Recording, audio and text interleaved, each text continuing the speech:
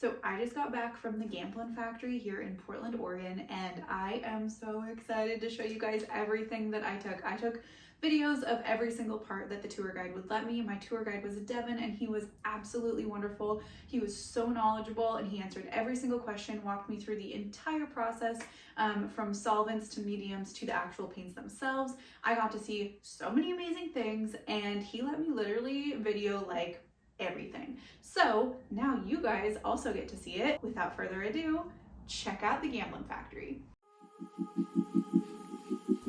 Welcome. Please like and subscribe for more art content just like this.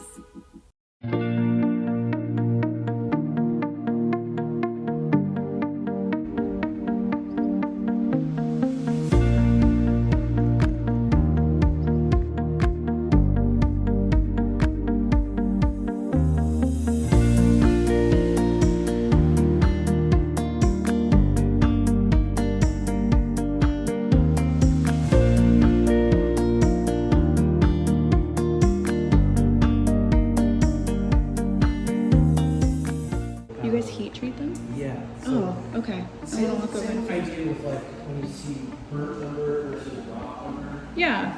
Or raw sienna and burnt sienna. Burnt sienna literally means that it's been heated up to an oven and it develops the color a little bit more. Almost like toast. You get a little toasted almond kind of deal there. And it's high heat. It's like 2,000 degrees. Oh wow. And it's like, but yeah, you can scorch pigment and it'll develop the color. That's amazing. Okay, so the heat treatment for like the yellows. Yeah. So similar with that. Yeah. Like if you've got cad light, cad medium, cad deep, that's different. They've just been scorched in different. Oh, that's crazy. Okay, that's really cool. And what color is this one again? Sap green. Sap green. Awesome. So how long does it stay on the roller? Depending on the color, about 20 minutes usually.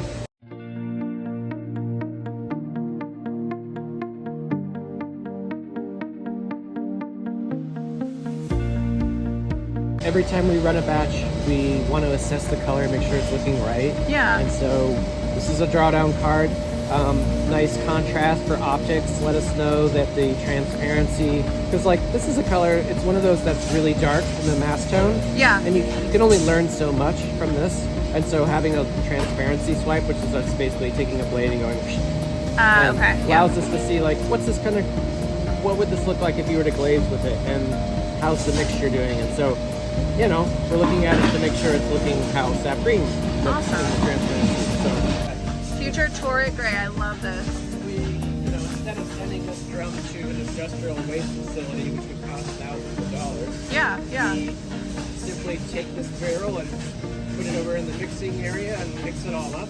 Okay. It's usually a version of sage green or like a muddy grayish green. Oh, that's great for like a background. Yeah. Okay, cool. So we call it Torrid Gray. And I love it. It's all the colors all mixed up.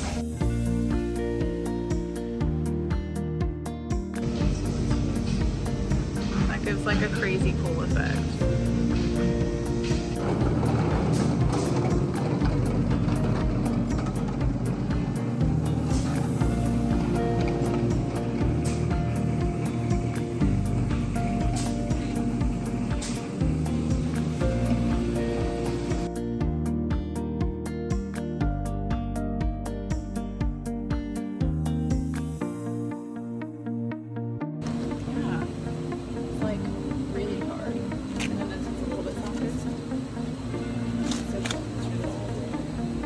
Yeah, that one's really hard. That's crazy.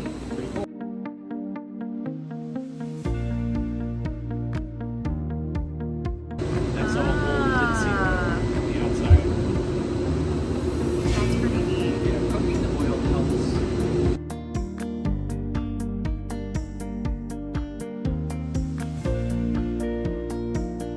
It's gonna be a little bit more color boost with the artist grade because there's more pigment in there. Yeah. And then you can see there's a little bit of transparency. You can see some of those lines coming through there. Yeah.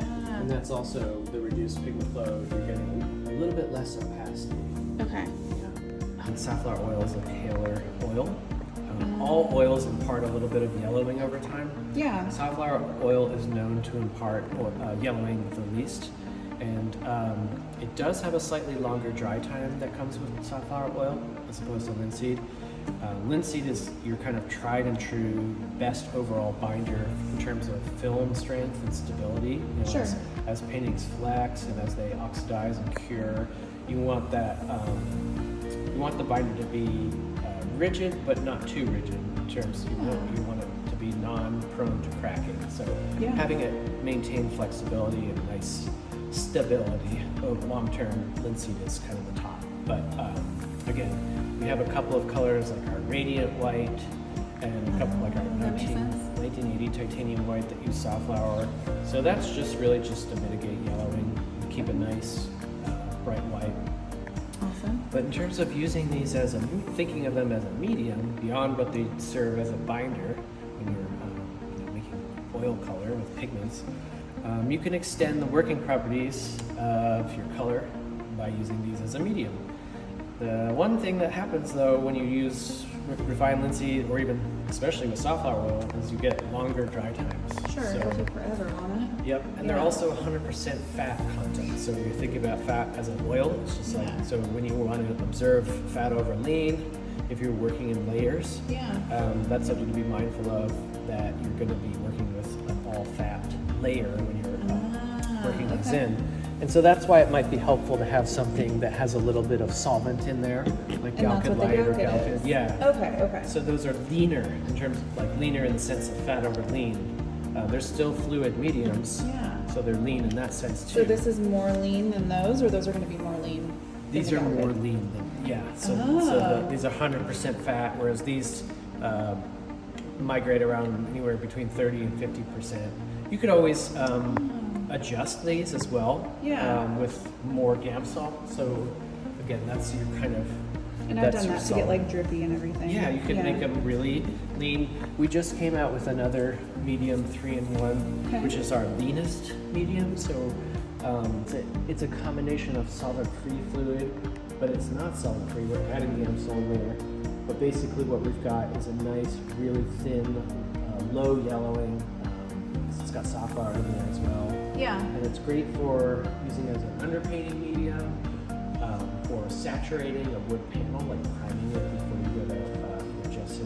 Apply ground or paint on it. Yeah. It just helps feed the pulp so it's not so absorbent, because just like a straight raw wooden panel is going to soak in that first layer of whatever you're putting in. Yeah. So help saturating that wood also helps the stability and makes it so it's less prone to warping over time. And then there's a practice called oiling out, which is this is especially common with like painting with a lot of earth colors. You'll notice that as they dry over time, they might flatten or appear like really matte, and you might get patches depending on what colors are in your composition. You might have patches that have kind of soaked in, dried out, and flattened in sheen, and then others that are a little bit glossy. And so oiling out is a kind of practice that you can do to really just rehydrate and resaturate those areas. You could do that with a varnish, but our varnishes work a little bit differently, where it's more of your final treatment. Whereas oiling out, you can do that as many times as you want when you're still in the painting process. So it's like you've noticed that your layers have kind of dried out, you want to rehydrate them, and then once that's dry, you come back the next day and keep painting, or you keep doing touch-ups. So it's more of like, varnishes are more final stuff. And these is a great start. I don't even know, like, if you have this, you don't really necessarily need to even really mix with a whole lot of linseed oil, because this will do a lot of that for you. But I mean, and then having a little separate jar or little like tin where you can have like a custom mix of these, like if you want a really lean medium, that's great too. And you can use this one for brush cleaning.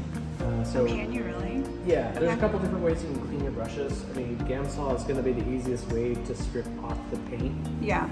Like a general practice for brush cleaning. I'm sure this is like, I think you already know this super well, but like, you take your studio rag, you take your brush, and you gently pull off the bulk of the paint, but then you go in with this to actually get it off the bristles. But and then you beat the devil out of your brush, like Bob Ross says, yeah, right? exactly. Yeah. For some people, they don't always want to have Gamsol or solvents in general. Like, I would say it's a trend to like cut back on solvent use Sure. just across the board. Yeah. And so, if you're a regular painter and you're coming in several times a week, you could easily just replace the Gamsol with safflower oil for that brush cleaning part. Okay. And because it has a slower dry time, it's not gonna like dry out and ruin your bristles. You'd have to like, if you're gonna be away for an extended period of time, you know, then I would do this, get all the paint out, maybe even use a brush conditioner to kind of keep the brush, bristles pliant. But this is nice if you're like painting throughout the week and you don't want to use the Gamsol, because you can just, you know, have that and soak it into a rag and clean your brush off that way. So Perfect.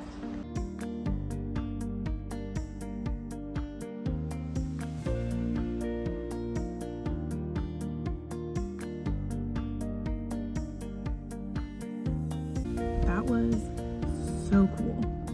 So cool. And I was like, yeah, I also like host classes locally, because he was like, yeah, if you know anybody else that wants a tour, like we do them pretty frequently and we love doing tours. And yeah, I was like, I wonder like if some of my participants in some of my intuitive painting classes would want to do a tour of Gamblin, because that just made my whole entire week, my whole month. 10 out of 10. If you're in the Portland area and you are an artist, go. You're gonna learn something. You're gonna learn a lot of some things, and that was just super freaking awesome. I'm so glad that I went.